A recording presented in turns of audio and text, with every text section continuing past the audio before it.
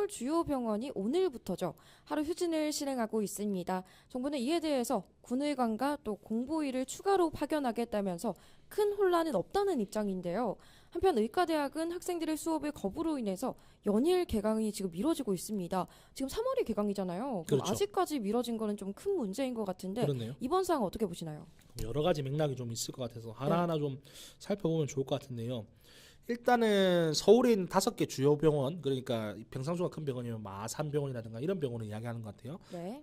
이런 병원에서 지금 교수님들이 하루 휴진을 하고 있는 거는 그 지방에서 상경하는 환자들의 입장에서 상당한 큰 타격이라고 저는 생각이 됩니다. 그렇죠. 그래서 이분들께서 하루라도 빨리 좀 복귀를 하셨으면 하는 바람이 있는데, 최근에 이 빅5 병원은 아니고 네. 그 지방에 있는 거점 국립대학 병원에서 실질 사직을 하겠다라는 발표를 해서 좀 논란이 있었어요. 그래서 네.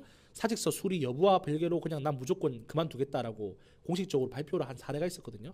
그런 사례를 본다고 하면 사실상 교수님들이 병원에 이탈하는 거는 조금 더 빨라지지 않을까라는 생각이 드는데, 제가 지금 의사 파악 관련해서 계속 지적을 하고 있는 게 네. 정부의 사실 대책이라고 하는 게 너무 땜질식 처방이다. 지금 이야기하고 있는 게 군의관하고 공보위를 추가로 파견하겠다라고 하잖아요. 네. 공보위하고 군의관은 교수의 역할을 할 수가 없어요. 그렇죠.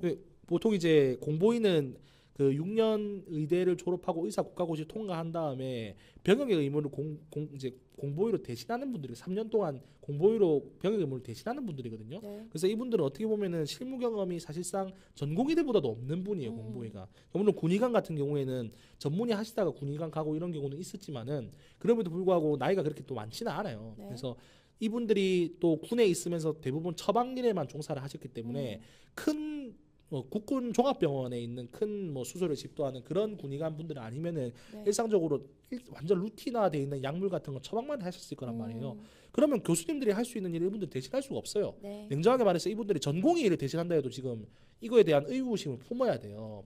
근데 전공의하고 저기 군의관하고 지금 공보위를 추가로 파견했으니까 안심이 된다라고 하는 거는 네. 국민들께서 지금 우리나라 국민들이 얼마나 지금 수준이 높고 검색만 해도 금방 나오는 걸 갖다가 그렇죠. 눈 가리고 아웅하고 있는 게 아닌가. 과연 이분들을 그 교수님 대행으로 만약에 한다고 하면 믿을 수 있겠냐. 저는 현실적으로는 어렵다고 보여지고 네.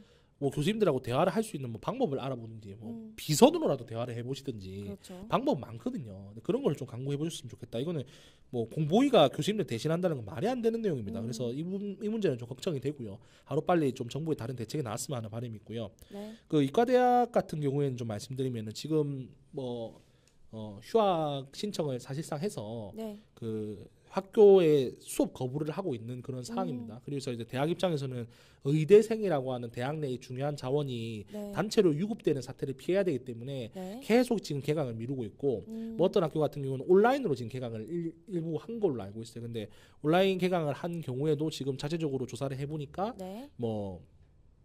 20%밖에 참여를 안 한다더라. 이런 식으로 이제 데이터가 나오고 있어요. 네. 근데 이제 이게 현재 정확히 어떤 상태인지를 아는 거는 현실적으로 어려운 게 대학 내에서도 본인의 학교의 의대 학생들이 수업을 거부하고 등원을 안 하고 있는 거에 대해서는 숨기고 싶어 할 가능성이 높단 말이에요. 네. 그래서 지금 단편적인 보도만 보고 지금 사안이 얼마나 심각한지는 알 수가 없습니다. 근데 정부는 일단은 의대생들 중에 휴학을 하겠다라고 밝힌 사람이 50%라고 하고 있고, 네. 그리고 이제 의대 학생들의 대표 단체인 의대협에서는 또 이게 97%에 달하고 있다라고 하고 차이가 너무 나는데요. 차이가 커요. 네. 그래서 제가 볼 때는 어떤 생각을 하냐면은 정부가 말한 안이 조금 더 현실에 가깝지 않을까. 전국에 있는 모든 의대생들을 하나의 규격화 안에 넣어서 이 사람들이 공통된 생각을 하고 공통된 행동을 할 거라고 하는 건 사실상 현실적으로 말이 안 돼요. 네. 왜냐하면 지금 권위주의 시대가 아니기 때문에 그렇거든요.